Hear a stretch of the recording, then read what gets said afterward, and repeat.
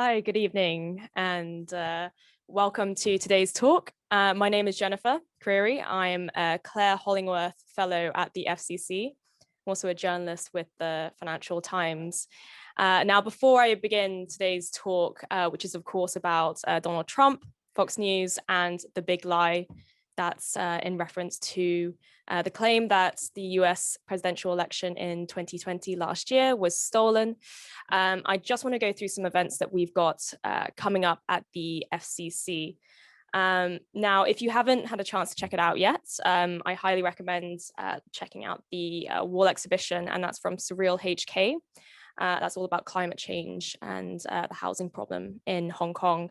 We also have another event coming up, and the speaker is Eric Lee. He's a venture capitalist and political scientist in Shanghai. He's also the founder of Guangcha, and it's all about can the Chinese Communist Party rule for another 100 years? And that's, of course, in preparation for the Chinese Communist Party celebrating its centenary. And that's going to be on June 29th. That's at 8 p.m. Hong Kong time, and you can tune in via Zoom. Now, it's my pleasure to welcome back Brian Stelter. If you don't know Brian already, he is the anchor of Reliable Sources, and he's also the chief media correspondent for CNN worldwide. And he's going to be sharing his latest assessment of American politics and right-wing media from the new and expanded paperback edition of his book, Hoax, Donald Trump, Fox News, and the Dangerous Distortion of Truth. Moderating today's talk is Eric Wishart. He's a senior editor at AFP. He's also the co-chair of the Press Freedom Committee at the FCC.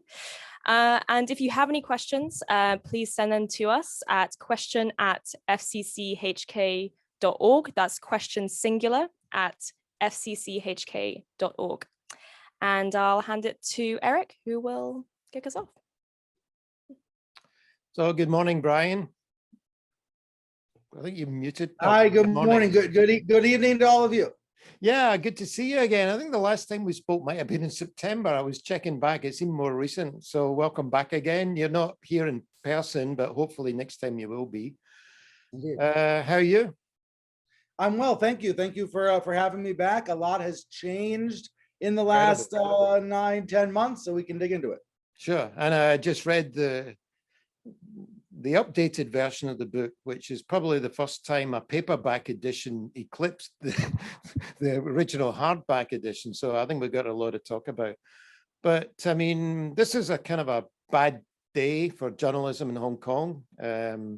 You interviewed Mark Simon, who was a close aide of Jimmy Lai, and Elaine Yu from the Wall Street Journal. I think I was in your Reliable Sources program on Sunday for viewers who are not familiar, maybe with the few out there. I mean, Brian has been doing, I think, Reliable Sources since 2013, I think. Yeah. And he's a really established, media commentator and observer. And, like 4 days later, if you can see it, this came out this morning, right? You were able to get a copy.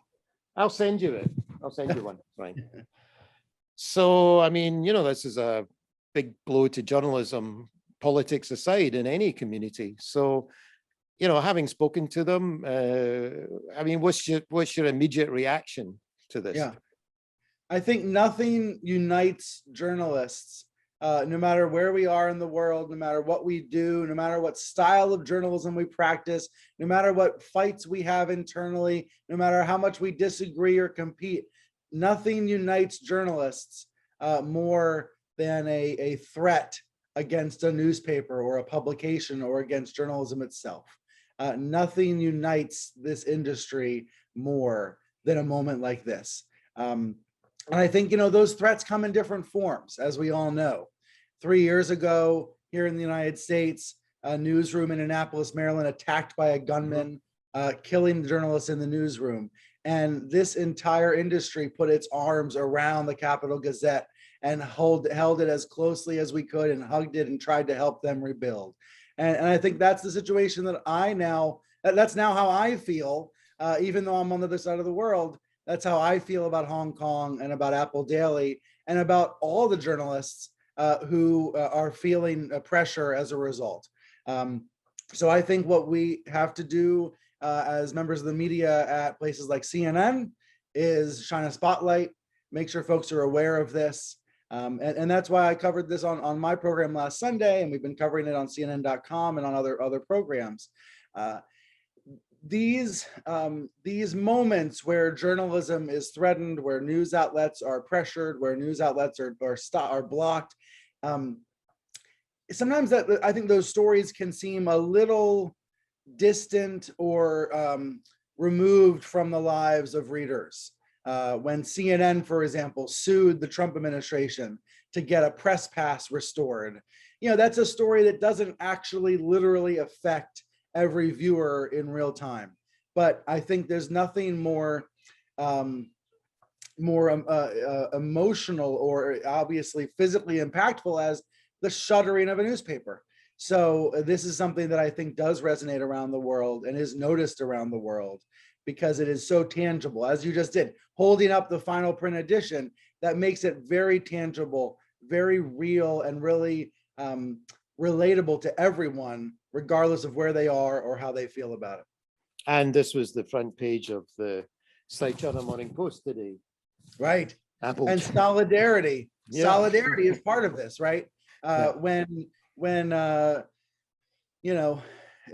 CNN's press pass was revoked, there's another reporter affected, and we stood by him. Now, obviously, that is a very, very different set of circumstances, and my goodness, that seems very small compared to what is happening right now. But I think solidarity is a critical component of this. I was talking to Dan Strumpf, who's a fellow member of the board of governors of the FCC, who's an American journalist, works for the Wall Street Journal. And I was telling him, of course, we were going to talk about this tonight. And he had a question is how is this? I mean, you highlighted this on reliable sources, but are people in America aware of the closure of the Apple Daily? Does this have any resonance in the United States? I would say it does, but not aware enough. Not aware enough. And I think that's true for the broader clampdown on press freedom. We try to highlight individual stories, whether it's a reporter in Myanmar being arrested, one out of many, and you try to make it personal by highlighting one. You try to do that work, but we also have to broaden out and tell the global story that this is something that we're seeing erosion in many countries, and we need to make sure we're telling that story too. So I think the answer is there's awareness, but not enough, and many and all of us, including me, have to work on that. I mean, we talk about news deserts. I think that's particularly applied to what's happened in the local media in the United States. Politics aside, I mean, the Apple Daily was a extremely popular newspaper in Hong Kong, and that's just been pulled out of the the media landscape in Hong Kong. I was down at 6 o'clock this morning. My local newsagent shop said they sold 40, 50 copies a day, which was, and people, 1 million copies sold out.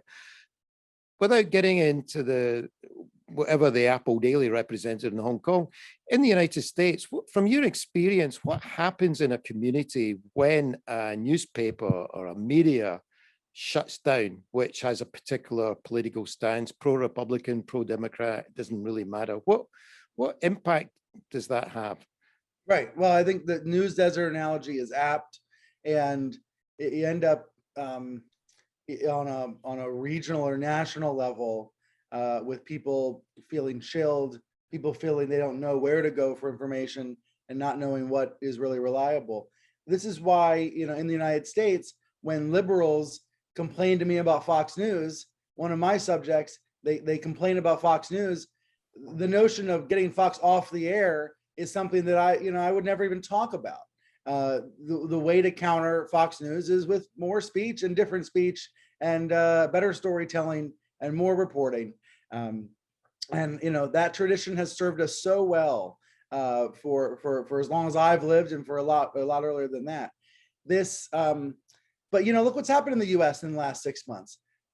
This anti-democratic move, these attempts to suppress the vote and overturn the will of the people. We're at the beginning of something, not the end of something in the United States. And I think that requires journalists to take more of a stand and be on the side of democracy. And that can mean different things to different people, and we can debate this, but I don't think it is against our values to be pro-democracy and pro-decency in the same way that we are all pro-fact, pro-truth, pro-transparency. We want the government to be transparent and honest, and we want to hold them accountable. And I think to have those basic values is not in conflict with our work, because to be pro-democracy is to ensure that we can print and that we can publish and that we can broadcast. Before we talk about the book, I tweeted the fact we were going to talk tonight again and about the big lie, and you retweeted it. So I think as I got, which was a lot for me, I think I got like 36,000, hits on Twitter. A lot of it was extremely schoolyard, personal, unpleasant about you. Okay, fine. People don't like CNN, they don't like Fox News, that's fine. But what is that all about? And why do people spend this energy insulting you online? There's a lot of trolling going on, and most of it is harmless, but some of it is harmful. And I've grown very thick skin over the years, but it still gets to me sometimes. They've been attacking my wife this week, which really gets to me. Why is that? What's that? Why? I think as a way to get to me. I think it's all, and also it's a way to get clicks. There are right-wing websites that find that if they write about me, it gets a lot of traffic. And so if they can put a headline about me and my wife, I guess that gets them traffic. Sadly, I do view this very cynically, largely as a business maneuver. If I am being tough on Fox and pointing out their flaws, Fox is going to come after me with whatever they've got. And then I think what really you see on Twitter is a semi-coordinated effort to smear people, to trash people, to create lots of conflict and outrage. I'm not claiming it's bots. I'm not claiming it's some sort of plot, but it does have an organized feel sometimes. Most of these accounts are anonymous. You don't know who's saying what. You don't know how many people there really are behind it, and you don't know what their real motives are. So I mostly tune it out, but it does get under my skin once in a while, and it just shows. I think I was saying, what do you do with speech? You counter speech with more speech. Well, trolling's a version of that as well. Trolling's a way to shout you down, to shut you up, to tell you that you're a loser, or it's a version at the bar, of someone getting into a bar fight. It's just ugly behavior that makes everything toxic. It makes you want to leave the bar and go home. Like that's to me kind of what Twitter becomes when it becomes a sewer full of nasty comments and trolling. But I think that's why I mentioned being pro-decency as one of our values. Pro-decency. There's a way to debate. There's a way to argue that's decent and courteous and still vigorous and useful. There's a way to have those conversations in a way that's decent. And what we've seen in the Trump years is a lot of indecency kind of became expelled, like a pollution into the atmosphere. And again, that's why I think it's valuable for journalists to say, we're going to stand on the side of decency. We're not going to be those folks who call people ugly names and insult all the time. We want to stand for a way that we can all have a common dialogue that our kids are proud of, that our kids are able to hear, and that it's not going to be so foul that they shouldn't hear it. When you last spoke, it was before the election, and you'd just published your book, and it was Christy Lou Stout, and it was quite striking. It was the last question she asked, and she asked, what responsibility does Fox News have on election night? And I can quote you back to yourself, Brian. You said, Fox has a huge responsibility in the hours after election night, and which would have been in the early hours of the following night, assuming there's not a winner right away, which there wasn't. Will this be a house divided when the news side is saying, the news side of Fox News, we're talking about Fox News here, is saying that votes are still being counted, and the Trump side is saying Trump won, shut it down, stop the counting, Trump won. And I remember that, and I watched the Fox coverage, and I think very quickly Sean Hannity had this kind of sign up saying, election stolen, or however he phrased it. So, I mean, whatever you prophesized came true. I mean, watching that in real time, I mean, what did you feel about it? And the role of Fox News? Yeah, I felt like the news division was in charge for a number of hours and tried to tell the truth, even though it was uncomfortable and even though the viewers hated it. And that news side operation was very, very quickly overwhelmed by what the viewers wanted to be true and what the opinion hosts wanted to be true, which was that Trump's not a loser, that Biden's not a winner. And so if you go to that following week, when Biden was president-elect, the fantasy and voter fraud fears and all of the narratives about the big lie, they overpowered the news division. So, yes, the news division reported that Biden was president-elect, but then you had commentators like Pete Hegseth saying, well, I'm not going to call him that. He's not my president-elect. And when your opinion people are more popular and more powerful and more trusted than your news anchors, then you have this extreme conflict. And that's what I think we saw in and around Fox. Also, if this is why I wrote about this in detail in the new edition of Hoax, that election week, which, people remember from November 3rd to 7th, ending on a Saturday, for you all late Saturday night, when Wolf Blitzer and others projected the winner. That period, Fox also wasn't as focused on counting the vote. They didn't have, John King at a magic wall 12 hours a day showing how the votes were coming in. So they didn't do enough to engender trust in the process. A lot of what CNN and ABC and NBC and the other networks were doing that week was showing people how elections work and I should have written about this more, but showing people how votes are counted, showing people why it takes so long to get the results. And so they were actually, by doing that, by being transparent, as we all know, it creates more trust in the process. It creates more trust in the outcome. And Fox didn't do as much of that. Instead, they complained and some hosts claimed that Trump was going to win. And, there was a lot of noise and nonsense and less news. And one thing you talk about, Brian, sorry, was you go into a lot of depth on the fact that Fox News, I think you say in the book, 9 days before the others, called Arizona for Biden. I mean, that just sent this shockwave through the whole organization. What was that all about, actually? This is a great example of the news side doing its job and then being resisted by everybody else at Fox. Fox had a different set of data than CNN and the other broadcast networks. Fox basically did its own polling for the election and worked with the Associated Press. And that is why Fox was able to call Arizona for Biden so early. Some people thought it was too early. Some people still think it was too early. But Fox called it at 11:20, and then the AP called it in the middle of the night based on the same data. So we know they reached the same conclusion based on the same data, just took a little longer. Arizona ended up being pretty tight, but Fox was right. Biden did win the state. And now there's that crazy audit, the fake audit in Arizona, where Republicans are trying to prove that Trump won, and they're not going to prove it because it didn't happen. But this example of the news side trying to report reality. And then what happens on the air that night on Fox is people come on the air and they say, well, I don't believe it. I have my doubts. I think Trump did win. It created this incredible confusion on the part of the viewers. One group saying one thing, another group saying another thing. And Trump, of course, gets furious that his favorite channel is claiming he lost Arizona because it so tightened his path and made it almost impossible for him to win. What you had that night was you had Fox fans turn the channel in an incredible way over to Newsmax. So they went looking for the news they wanted to hear. They went looking for a channel that wouldn't tell them the truth. And that is a sad thing and that's not about Fox. That's about the United States and GOP politics and this desire to hear what you want to believe and not what is true. Has that, I mean, we talked a lot about the hemorrhaging of viewers from Fox, the One America News Network, right? and Newsmax. Has that been sustained or not?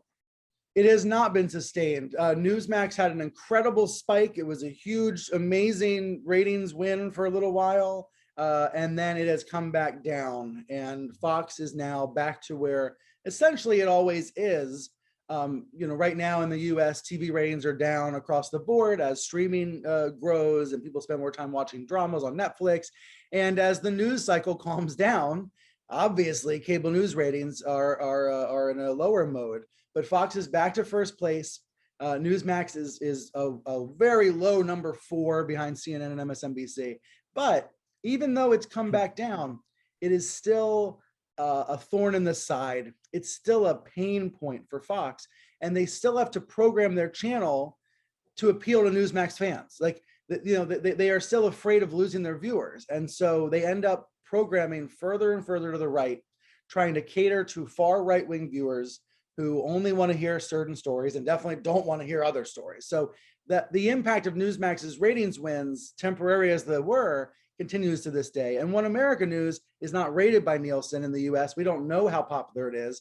The numbers we do have indicates it's still also pretty small, but it's even more conspiratorial than Fox and Newsmax. And all of this is fundamentally a supply and demand problem. There is a demand to be lied to. And as long as there's a demand, there will be supply. Why is there a demand to be lied to? I think because we're in this incredible battle in the United States. Van Jones famously called it the white lash on election night in 2016. This incredible period of diversification, of multiculturalism in the United States, of a flowering of new ideas and all of that. And to all of that is a backlash that is represented by Fox News and represented by Donald Trump, a white Christian conservative backlash to the changes in the country. And many of those white Christian conservatives think it is an existential live or die doomsday fight. And once you've convinced yourself that your way of life is being stolen and trampled upon by immigrants, you're only going to watch the channel that tells you that and tries to fight for you. You're only going to believe in the guy who lies to you about it, Donald Trump. Fundamentally, this story is so much bigger than Trump or Fox. It's about America wrestling with itself about what is America and who belongs here. And what many people perceive as progress and diversity and improvements to our society, others perceive as loss. And I think the Fox News base perceives it as loss. And they believe Fox is fighting for them to protect their version of America. And I think that's the meta fight that we're seeing happen. At the start of the book, you say, so what you'll get in these pages is in the introduction to the book, you say, is not the Stelter in a navy blue blazer that you see on CNN. I'm writing this book as a citizen, as an advocate for factual journalism, and as a new dad who thinks about what kind of world my children are going to inherit. You say it's a story about a rot at the core of our politics. It's about an ongoing attack on the very idea of a free and fair press.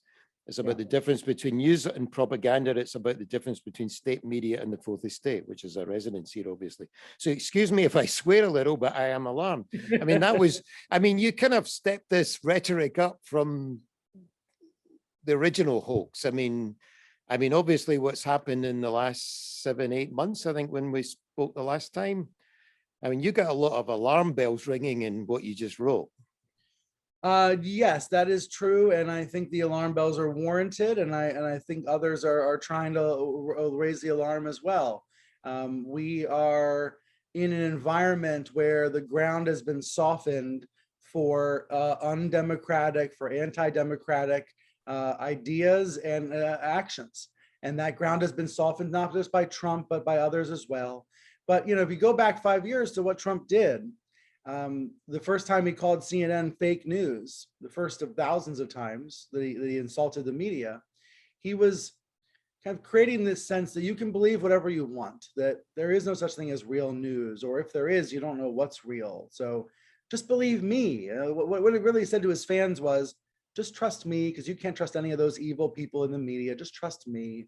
And by doing that, he's removing critical thinking skills. He's removing a sense of accountability that the media provides. He's removing the notion that presidents want the media to challenge them. removing all that, stripping all that away and telling his fans only to trust him. That is incredibly damaging in ways that we have to live with for a long time to come in the United States. And that model of you don't know what to believe, nothing is true, anything's possible. You know, we've seen that in Russia, we've seen that in other places, but we now see it in the United States. And I think we're seeing it right now with, you know, every new version of the big lie, and also with Tucker Carlson on Fox spouting conspiracy theories about the Capitol riot. I know people who were in the Capitol that day. It wasn't a party, it was an attack. It was a terror attack. And yet there's a base, Fox Trump base in the United States that doesn't want to hear that, doesn't want to know that, doesn't want to believe that. And they've been given permission not to believe it by their leaders and by their trusted sources. And so that is dangerous ground we're walking on. And I think it requires some really blunt speak and storytelling. So we talk about the big lie. I mean, you know, looking at it from outside the United States, there were three big lies. There was the big lie that Trump peddled about the coronavirus, and Fox News peddled that. There was the lie about the election, and then there's the lie about January the 6th. And Brian, I know you talked about Tucker Carlson, so we have a clip that, and maybe before we go to the clip, I mean, the two big opinion megaphones on Fox are Tucker Carlson and Sean Hannity, but I think you say in the book that Tucker Carlson has overtaken Sean Hannity. Yes, yes. Tucker Carlson, and this actually literally happened as I was finishing the hardcover book. So the hardcover was so focused on Hannity because he was the Trump whisperer. He was really the leader of Fox from 2017 to 2020. But then by the time the hardcover comes out, Tucker is winning in the ratings race and is becoming more powerful. And certainly today, he is the most powerful figure at Fox. He is one of the most powerful figures in the Republican Party.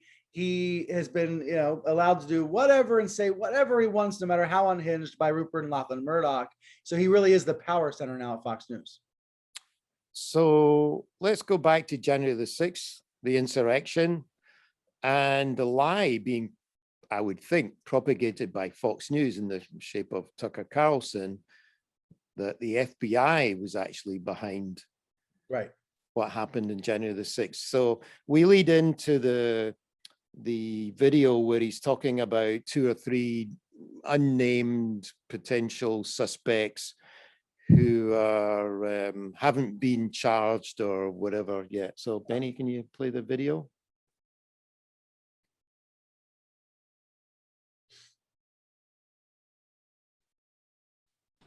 Here's the interesting thing. Person 2 and person 3 were organizers of the riot. The government knows who they are, but the government has not charged them. Why is that? You know why. They were almost certainly working for the FBI. So FBI operatives were organizing the attack on the Capitol on January 6th, according to government documents. And those two are not alone. In all, Revolver News reported that there are, quote, upwards of 20 unindicted co-conspirators in the Oath Keeper indictments, all playing various roles in the conspiracy, who have not been charged for virtually the exact same activities, and in some cases, much, much more severe activities as those named alongside them in the indictments. Huh? So it turns out that this white supremacist insurrection was, again, by the government's own admission in these documents, organized at least in part by government agents. Are you shocked? We're shocked. We shouldn't be shocked. Because in March, the FBI director admitted that the Bureau is infiltrating as many dissident groups that oppose the regime as it possibly can. Thanks. Could you please decipher this for the uninitiated? Well, I think it is where you. So let's talk about that clip first. Think about how that registers to a Fox viewer watches every night. Tucker is so trusted. He's handsome and he's so smart and he knows the world and he's so savvy and he used to work at CNN and he used to work at MSNBC and he's written books and lived in DC and he knows the way of the world. So this is a trusted figure to tell me what is really going on. And he presents this conspiracy theory and claims there are documents, but doesn't ever show you the documents. And he makes it out to be so obvious, even though it's not obvious at all. And he preys on the fears of the viewers by suggesting that, you know, the government is out to get them and might try to entrap them next. What Tucker really presented last week was a 9/11 is an inside job style theory for the Capitol riot.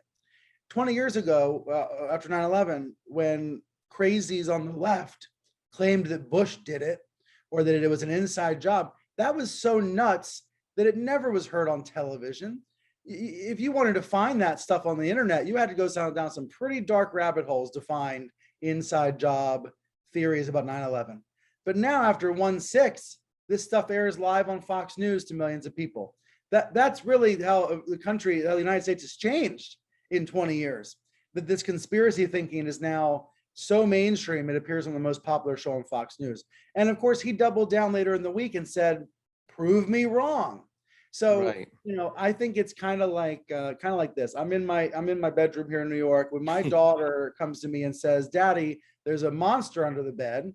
You know, we get the flashlight, we look under the bed, we see there's no monster. So I can disprove that. And that's, you know, kind of like what we do in journalism, except without monsters. But what Tucker's doing is different. What Tucker's doing is he's saying, there's a ghost in the closet. Open the door to the closet, look around.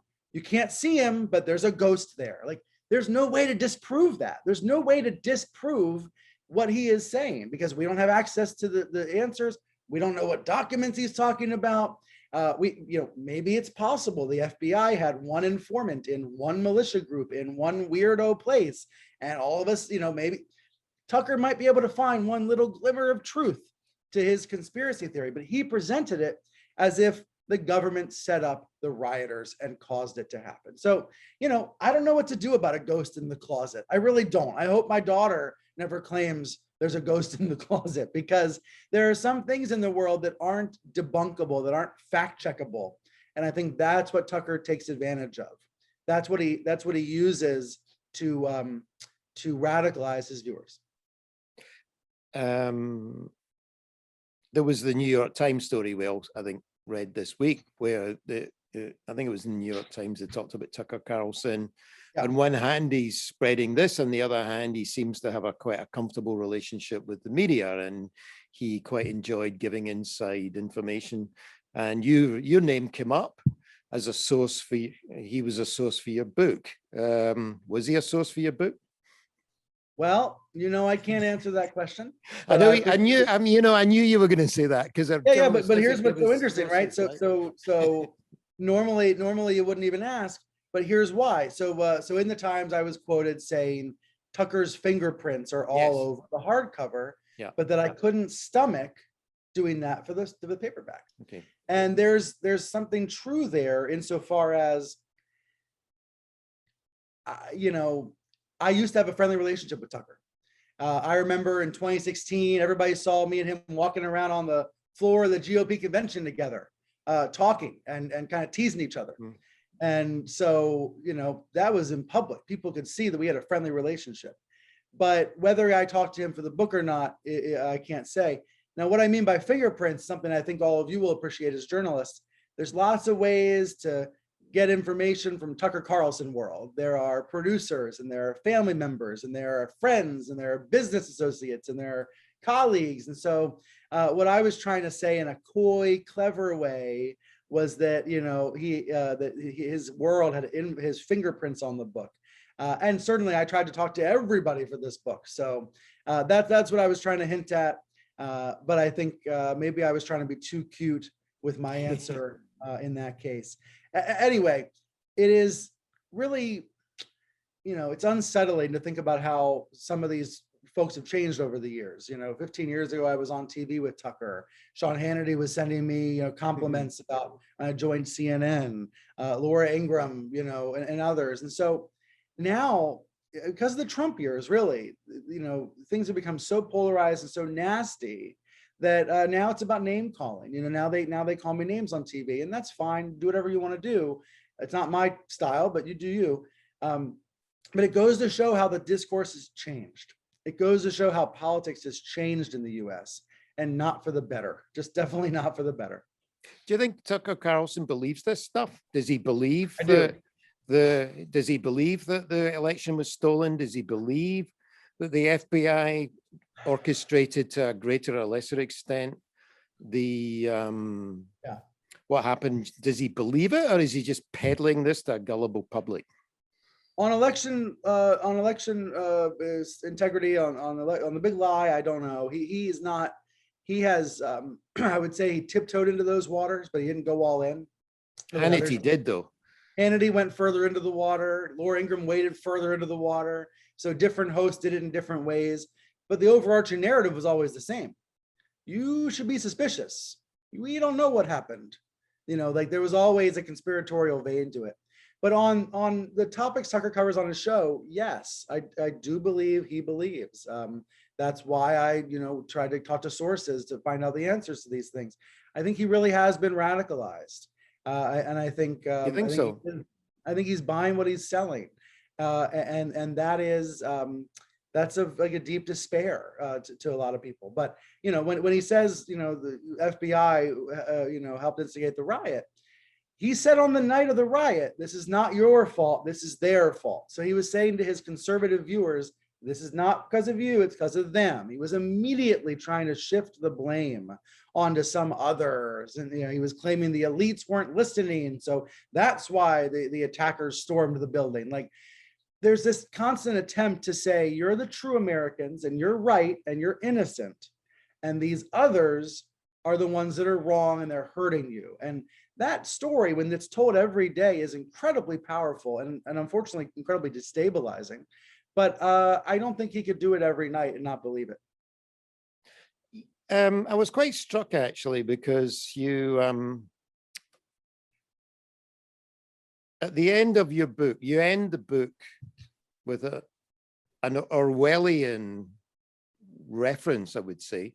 And it's quite interesting because among the most borrowed books in the last year in Hong Kong from public libraries were 1984 and Animal Farm.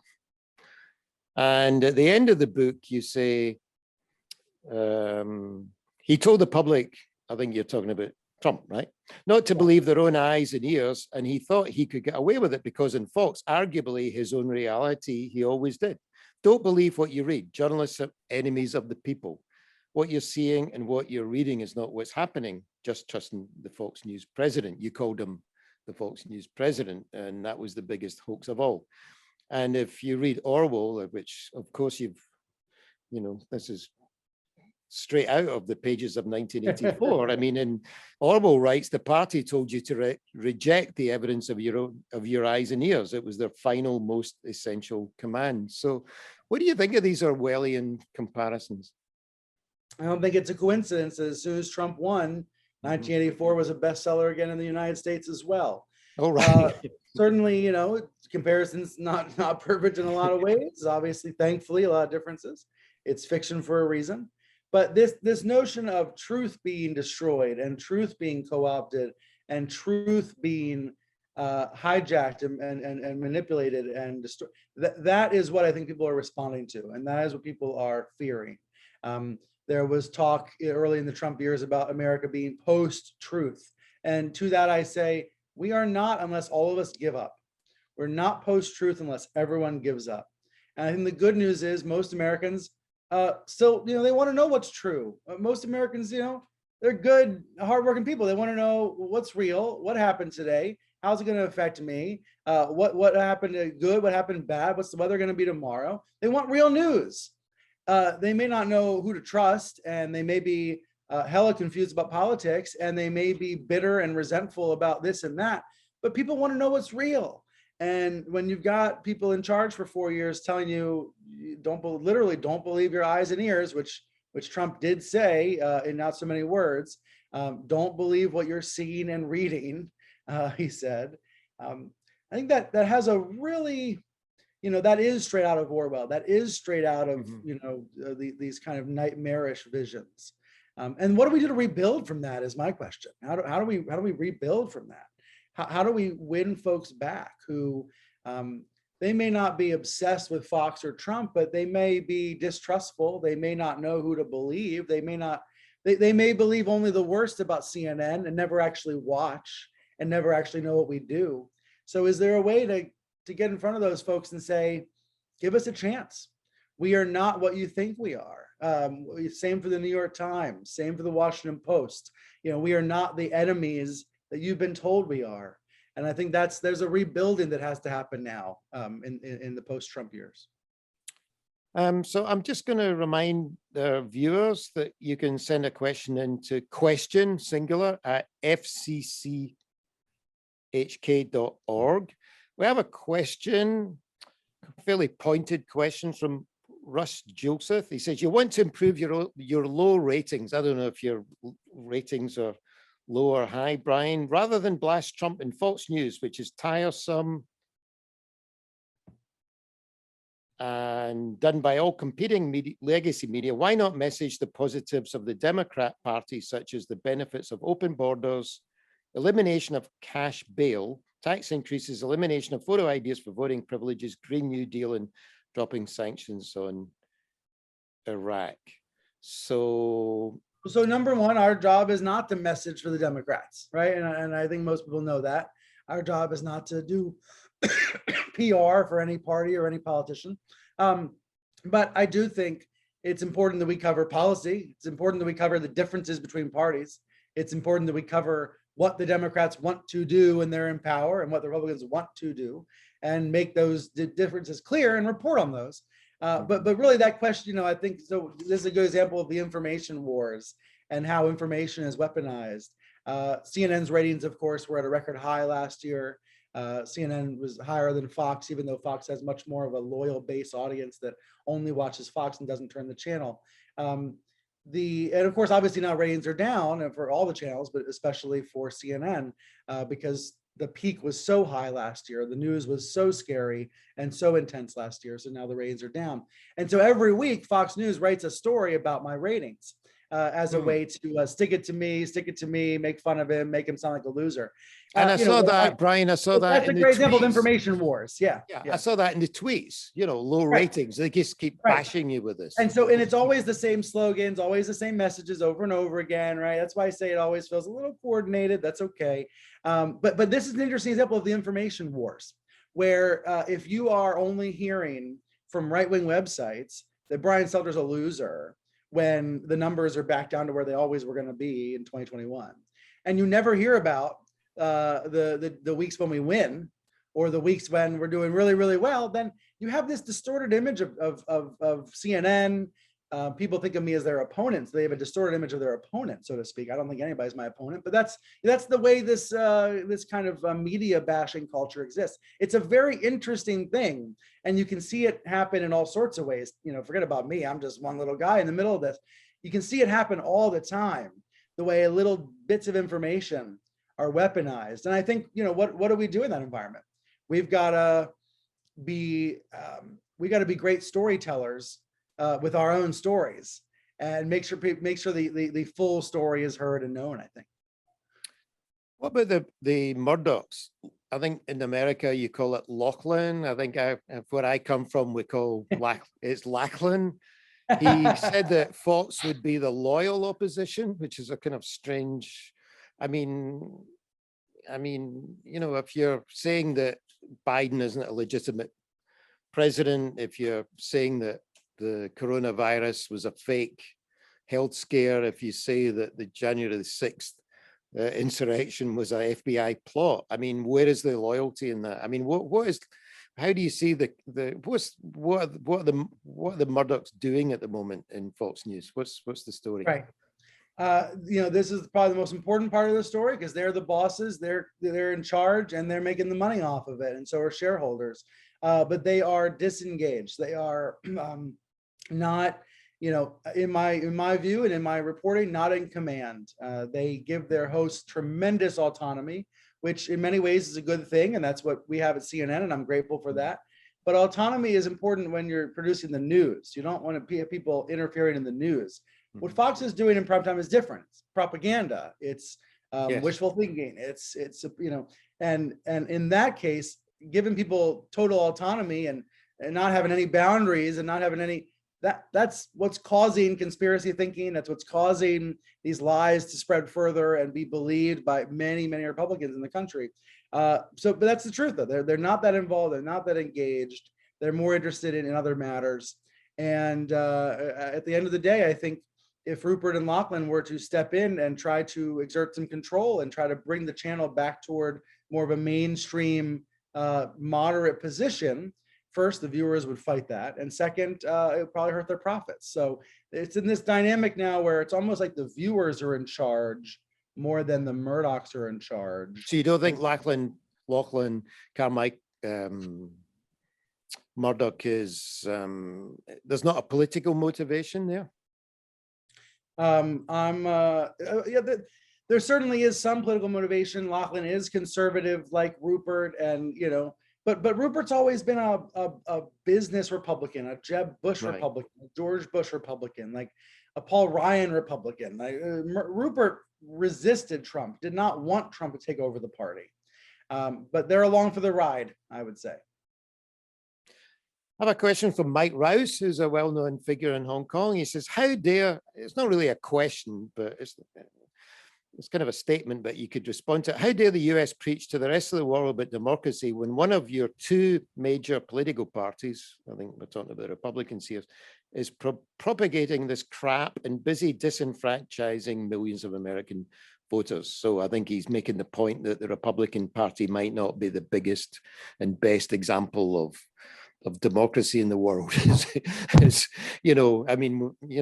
United States that we knew is not the United States that we see now. And even post-Trump, I mean, the post-Trump nightmare didn't end with the election. So, I mean, can the United States, is it in a position to, as Mike says, preach, or has it lost that high ground, and will it get it back? I think this is the story. This is one of the stories that certainly is front and center on my mind, especially when it comes to press freedom and human rights. How much can the Biden administration restore America's standing and make America's voice loud and significant again? And I guess we shall see is the answer. I mean, Trump, he was very comfortable with authoritarian leaders, Putin, Duterte, everybody.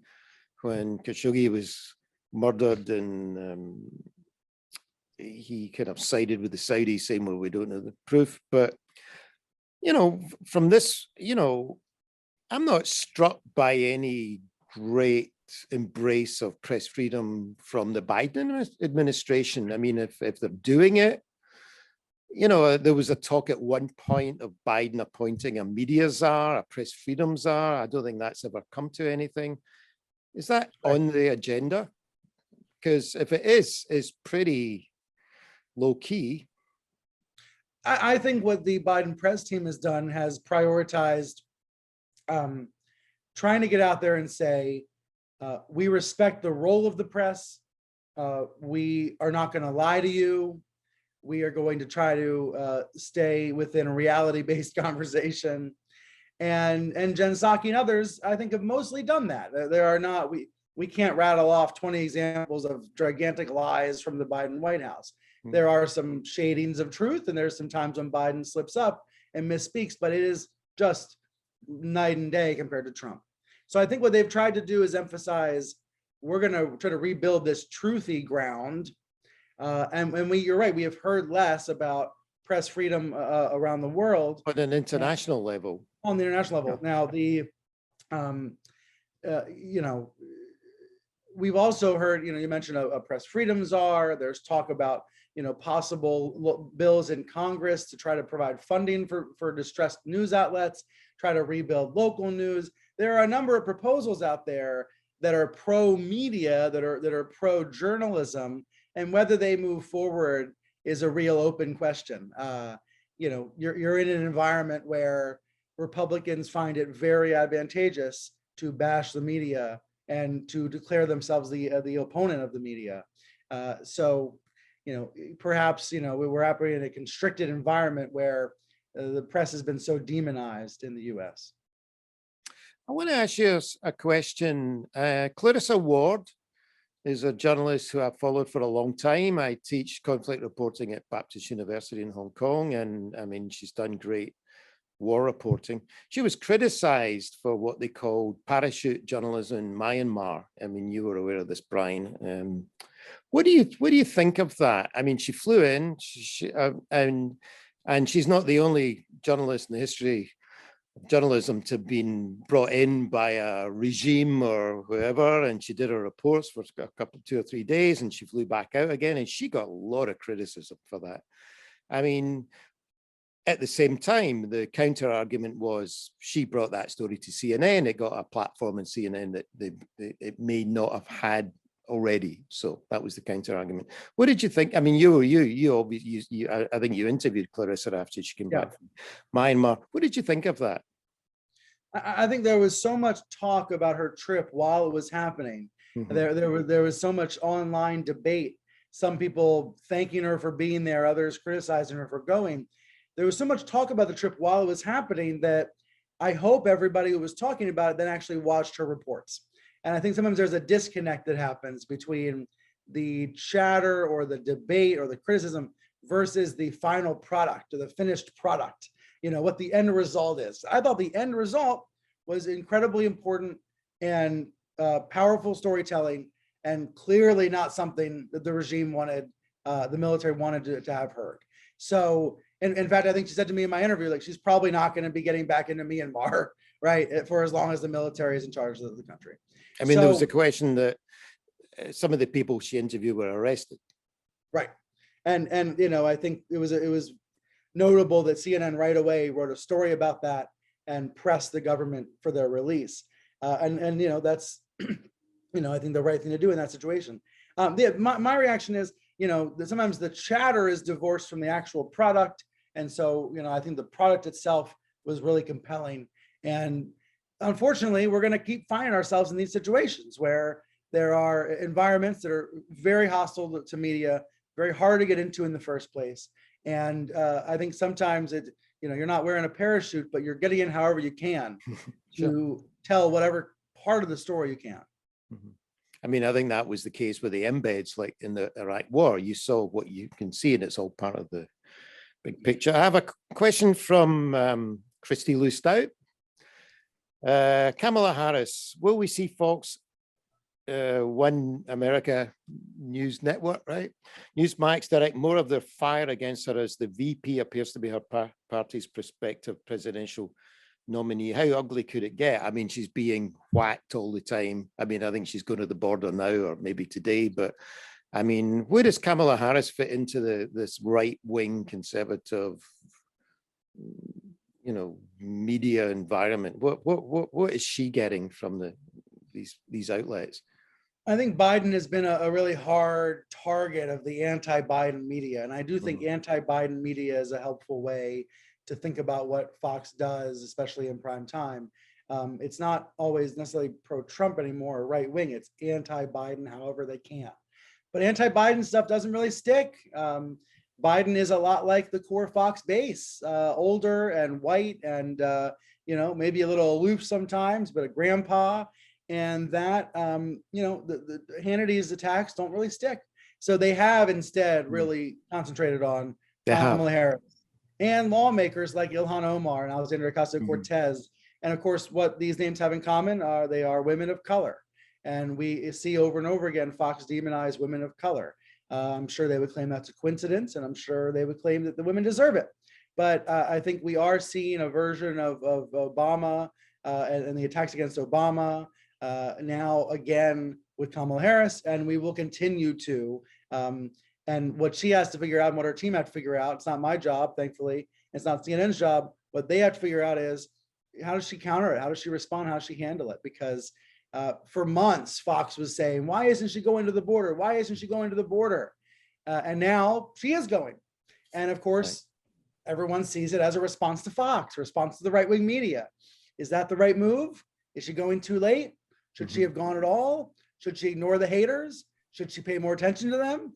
this is the, the modern media calculus in the US when you have this incredibly divisive media that seeks to destroy instead of build. I have a question from Ralph Cunningham. What is the future of Fox News after Rupert Murdoch's death? Will it be sold off, or how do you see it? If Rupert ever dies, there will be a battle for Fox control. And this is really the turning point in the future of Fox News. Every move James Murdoch makes is with an eye toward a shareholder fight. James is on the outside now. He is the liberal son. He's in New York. He's investing in new media companies. He's biding his time. And his brother Lachlan, conservative, he's in charge of the company, but they each only have one vote in the family trust. Their sisters have the other 2 votes. And it is believed that James' sisters would side with James, that Prudence and Elizabeth would side with James. And it could be 3 votes against 1 for control of Fox. And in that scenario, Lachlan loses control. And the brothers, James and the sisters, could change Fox News. They could sell Fox News. They could do a lot of things. But all of this, of course, is 3 steps down a hypothetical road. We don't know when or if we'll ever get there. But I do think it is the X factor. It's the wild card for the future of Fox News. Fox may not keep going to the right forever. They may get yanked back to the middle if James has his way. And I think that's it's a cliffhanger of sorts. A lot has happened since you wrote the first original version of the book.